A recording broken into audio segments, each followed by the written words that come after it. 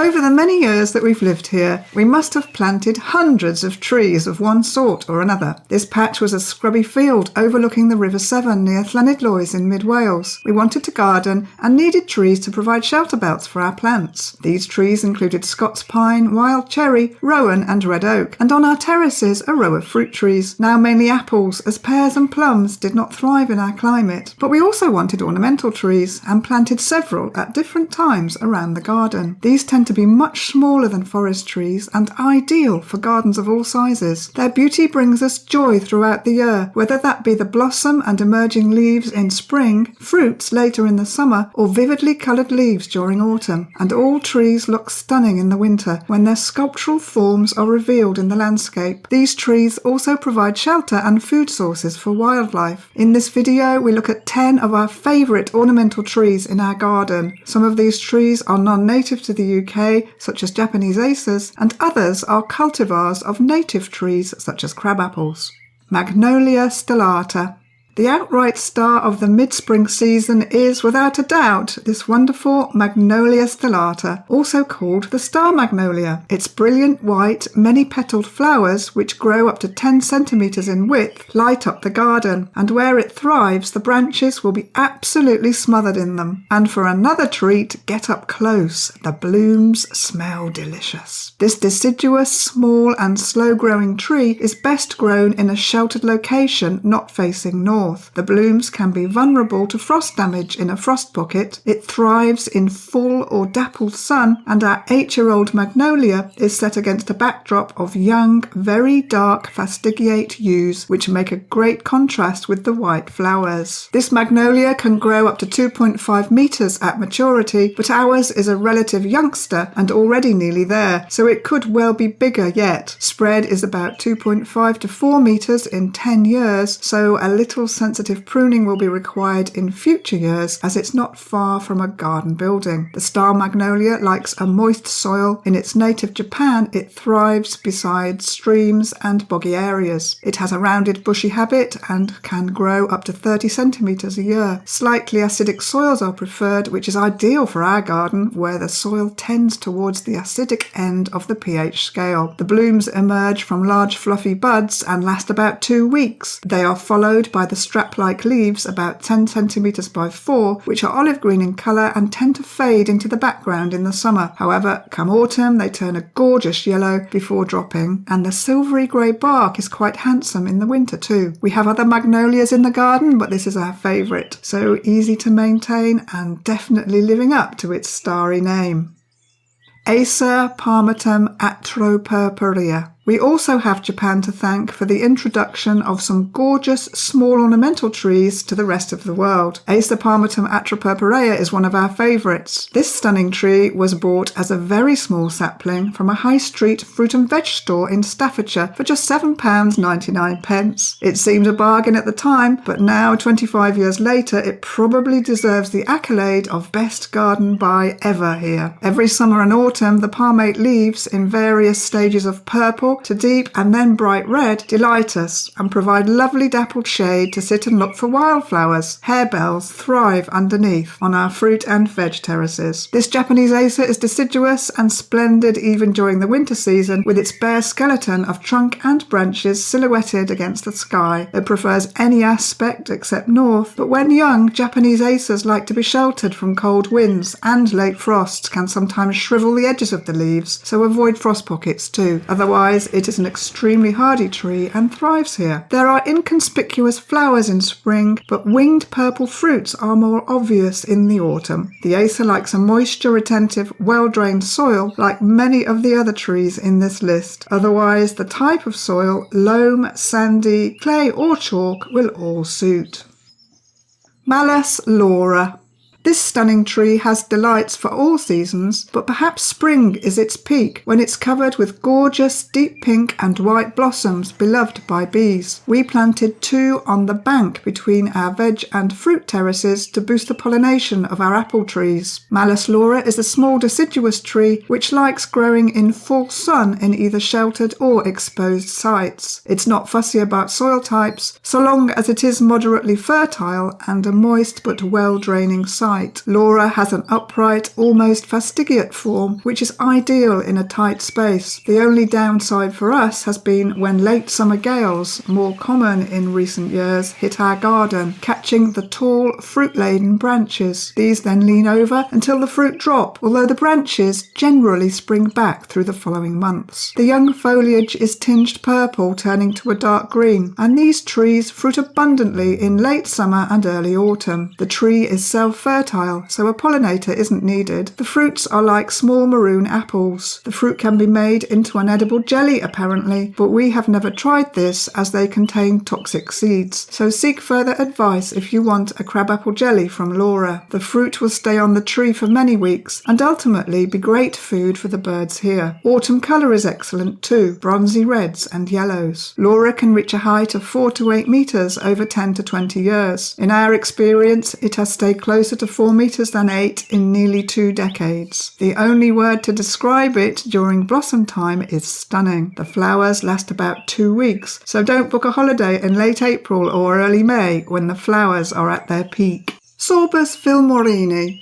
This rowan tree has all the benefits of many ornamental Sorbus: pretty pinnate leaves, heads of creamy white frothy spring blossom and autumn foliage colour. But it's the special berries which really make it stand out against the rest. These start out a deep pink shade as they ripen in the autumn, but over subsequent weeks they fade to almost white with a pale pink blush. Unlike other rowan berries in our garden, which are quickly picked off by blackbirds and thrushes, these berries last much longer. Perhaps pale berries seem less appetizing to the hungry birds. Vilmorin's rowan is a small deciduous tree which can grow up to 4 to 5 metres tall in 20 years with a similar spread. Rowans are not fussy about soil conditions. We have several varieties and ours have tolerated acid soils for many years now. They flower in sun or partial shade and are hardy in any situation. Rowans generally seem to be very tough trees, and native rowans are one of the few species of trees which thrive high on the wild, exposed upland hills of mid-Wales. The feathery leaves turn deep crimson and purple in autumn, which is another added bonus for this tree, which really does have interest for every season. It's worth noting, though, that the berries should remain ornamental and are not for eating, by humans anyway. The Royal Horticultural Society website warns that they are potentially harmful. They are, though, real head-turners in autumn, especially when glistening in the rain. Cercidiphyllum japonicum.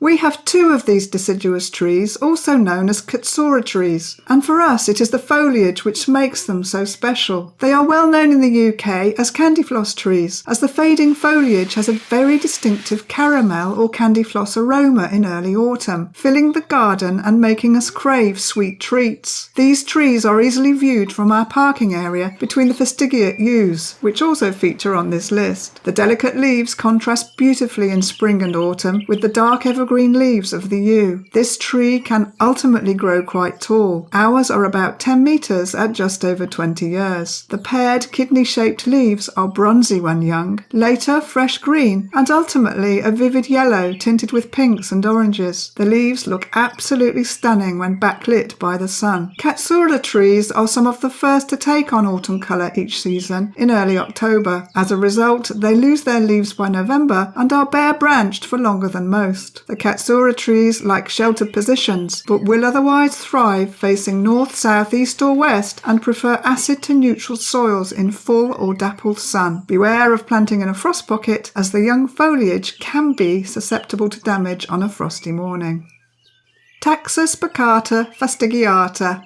This yew is the only conifer featured in this list, but it's a real star and well deserves its place here. It provides structure to the garden throughout the year, but particularly in the winter, and the dark leaves offset the foliage of other flowers and leaves of nearby plants, trees and shrubs. This evergreen tree, also known as Irish yew, is perfectly formed as it grows tall but slender. It is slow growing, like all yews, so will not outgrow its spot for many, many years. We planted 3 of these fastigiate yews in in a row along the edge of our parking area as a way of adding growing bollards to stop people driving over the edge of a very steep bank. It's extremely hardy and will grow in virtually any situation, including full shade, although ours are in dappled sun. Here they have also tolerated several gales over the years, whipping around quite dramatically in the wind, but eventually returning to their graceful erect selves afterwards. Narrow, dark, needle-like leaves are arranged around the stiff stems, and occasionally we are treated to the sight of a few red berries in the autumn. These are toxic though, so do not eat them. The Irish yew is a long-lived tree and has the potential to reach up to 12 metres in about 50 years. Ours are about 8 metres tall at 25 years old. The dense foliage provides ideal nesting sites for small birds. We love the tree for the vertical accents it adds to our garden. Some say it adds a Mediterranean feel too, which is quite an achievement for a generally damp and wild mid-Wales garden.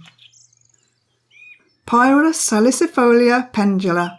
This deciduous grey-leaved ornamental pear is the only weeping tree on this list. It is particularly beautiful in early spring when the fresh young strap-like leaves appear, grey and velvety, and standing out in the garden against contrasting shrubs and trees. It also flowers at this time. You need to get up close for a proper look at the pretty creamy white blooms nestled in amongst the foliage. The weeping habit of this small tree is very informal, and so it does not look out of place in our wild garden. Here it grows on the bank overlooking our vegetable terrace and provides dappled shade to a small slate seat. It is sandwiched between two enormous flowering currant bushes, and the pale leaves contrast wonderfully with the deep pink flowers in spring. Our tree is south-facing and thrives in full sun. It is tolerant of most soils and conditions, except deep shade. It can reach up to 8 metres, but ours is about 4 metres after 25 years. We barely notice any fruit later in the season, but if you do, don't eat them is the advice. Some gardeners describe it as a pointless pear, as you can't eat the fruit, but as an ornamental tree it ticks all the boxes. The older branches of this small tree will die back and fall off from below, so a little pruning over winter helps keep things tidy underneath. Otherwise, like most of the trees on this list, very little work is required. The tree just happily does its thing every year, and we love it.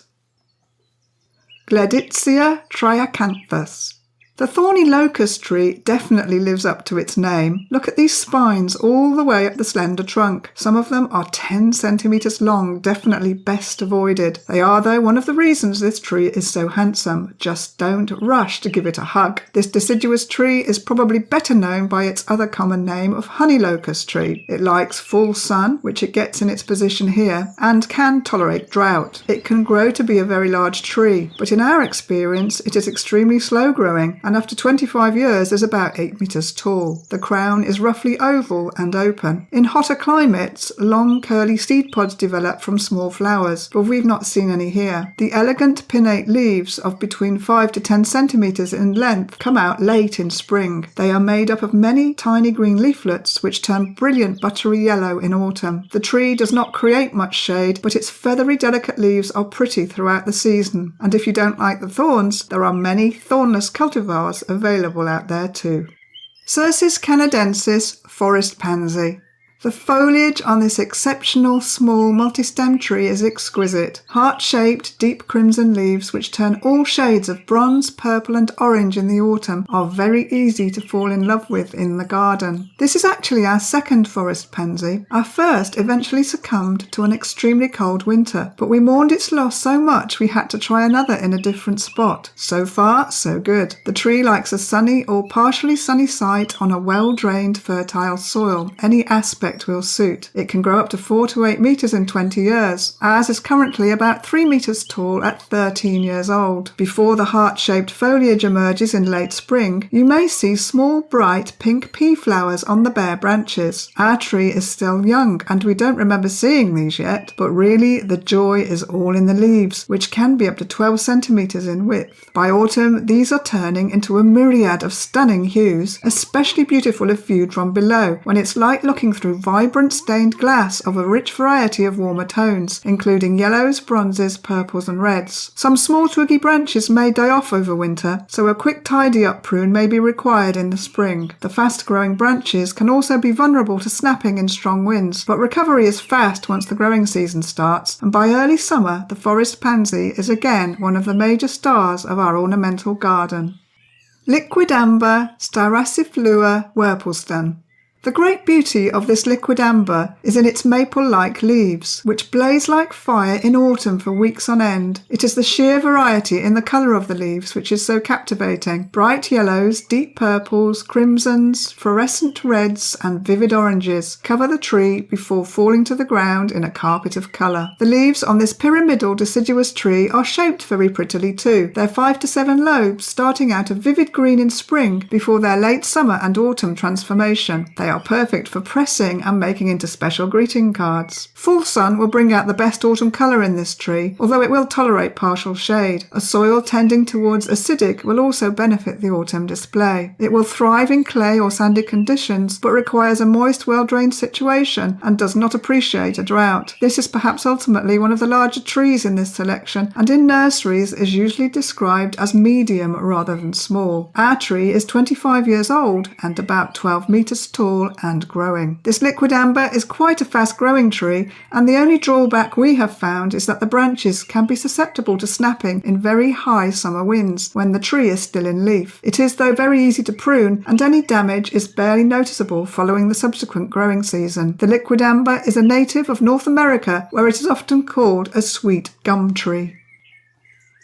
So there we have a little bit about our favourite 10 ornamental trees in the hillside garden here in mid Wales. We do face some challenging weather conditions on our patch sometimes, so all credit to these 10 for being so outstanding. These ornamental trees never fail to bring us delight throughout the seasons. They make the perfect specimens for small and large gardens alike and are worth every penny of the initial investment, in our view anyway. We hope you are inspired to try growing one or two in your own gardens. Thanks for watching and happy gardening all.